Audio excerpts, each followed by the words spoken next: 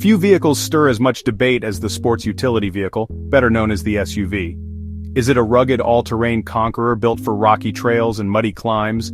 Or is it a gleaming pavement cruiser ruling suburban driveways?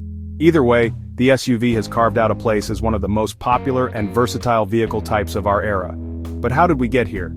How did this once specialized category evolve into a global automotive phenomenon?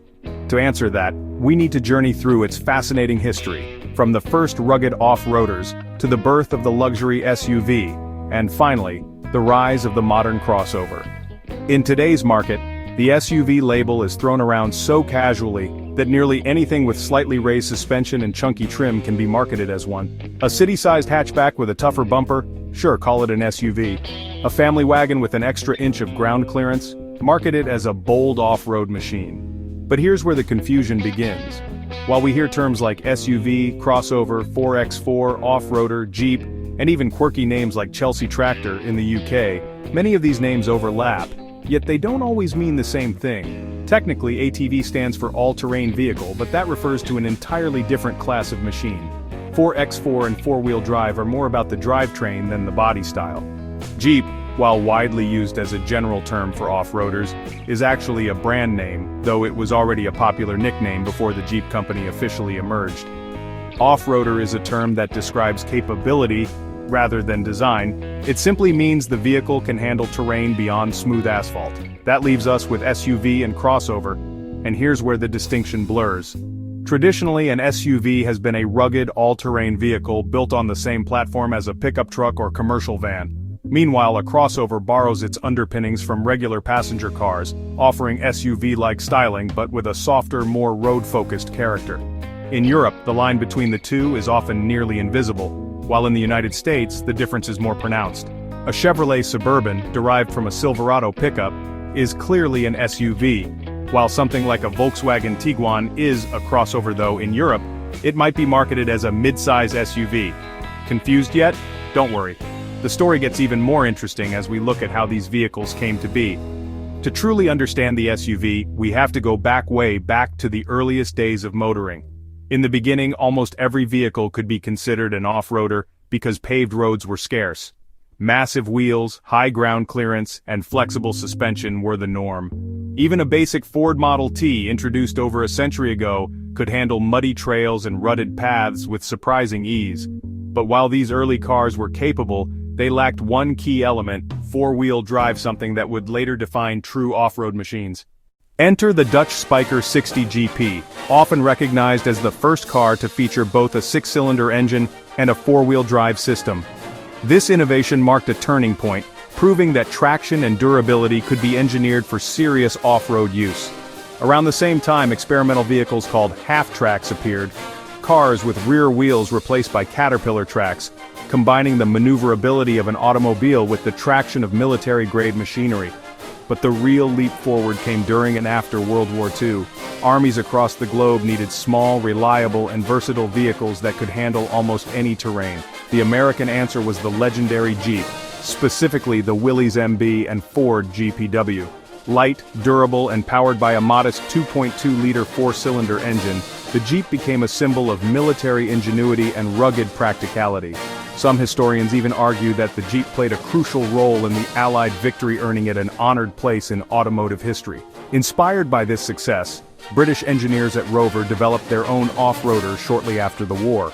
Initially conceived as an agricultural vehicle, the Land Rover Series 1 debuted in 1948, becoming an instant icon for farmers, adventurers, and soon enough, the British military.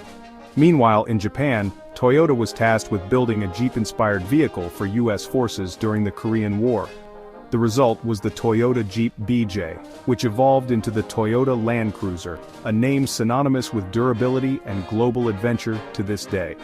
By the late 1950s and early 1960s, off-roaders had proven their worth, but manufacturers saw an opportunity to broaden their appeal. What if these tough, utilitarian machines could be made more comfortable, stylish, and family-friendly? This question gave birth to a new era, one that would transform the off-roader into the SUV. Jeep once again led the charge with the 1962 Wagoneer, a pioneering model that combined four-wheel drive capability with the comfort of a station wagon. By 1964, the Grand Wagoneer raised the bar even higher, introducing luxury touches that would become hallmarks of the SUV segment. Around the same time, other manufacturers jumped in. International Harvester launched the Scout in 1961, Ford introduced the Bronco in 1966, and Chevrolet refined its suburban line, originally dating back to the 1930s into a more refined family hauler. In Europe, Land Rover responded with the Range Rover in 1970, a vehicle that seamlessly blended off-road capability with sophisticated styling and upscale features. It quickly gained favor not just among farmers and adventurers but also with the British aristocracy, who appreciated its commanding presence and versatility. Through the 1980s and 1990s, the SUV market exploded. Jeep launched the Cherokee in 1984, often regarded as the first truly modern SUV. Its success inspired rivals across America, including the Ford Explorer and Chevrolet Blazer, to compete in what was fast becoming one of the hottest automotive segments. By the late 90s, luxury SUVs emerged as a distinct class. Toyota introduced the Lexus LX in 1995, while Lincoln and Cadillac followed with the Navigator and Escalade in 1,998 vehicles that combined road presence, comfort, and high-end features in a way few sedans could match. Meanwhile, German automakers saw an opportunity to merge SUV practicality with their reputation for performance and luxury. Mercedes-Benz introduced the M-Class in 1997, BMW launched the X5 in 1999, and Audi entered the scene with the Q7 in 2005. Porsche took things a step further with the Cayenne, creating one of the first true sports SUVs, fast, powerful, and surprisingly agile, despite its size. By the 2000s, the SUV category had splintered into multiple subtypes: compact SUVs, midsize SUVs, luxury SUVs, sports SUVs, and even convertible and coupe SUVs. Crossovers surged in popularity during the 2010s, appealing to buyers who wanted SUV styling without the bulk or fuel consumption. Models like the Toyota RAV4 and Honda CR-V became bestsellers, while European and American brands rushed to fill showrooms with similar offerings. Critics argue that SUVs and crossovers have made modern roads dull, with parking lots filled with look-alike vehicles. Others complain about their size, weight, and fuel consumption. Yet despite these criticisms, their popularity only grows. Why?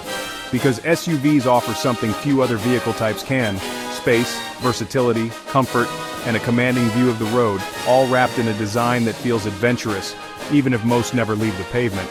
Interestingly, today's compact crossovers share dimensions strikingly similar to sedans of the 1930s. In many ways, the automotive world has come full circle, creating vehicles that combine practicality, style, and a hint of nostalgia under a modern name. The SUV isn't just a vehicle, it's a cultural symbol, a reflection of our desire for freedom, adventure, and comfort. Whether it's a rugged off-roader, a luxurious family hauler, or a sleek urban crossover, the SUV has become the defining shape of the modern automotive era. Love them or hate them, one thing is clear: they're here to stay.